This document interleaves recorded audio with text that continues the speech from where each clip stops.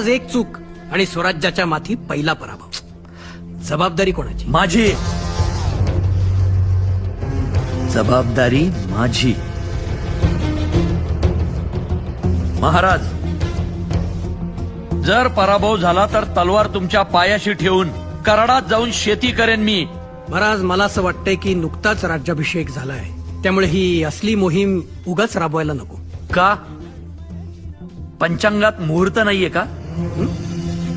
समजा असेल मुहूर्त तर उद्याच निघणार का? आज निघणार म्हणजे उद्या तुमचा तो मुहूर्त वेळेत तर सापडेल.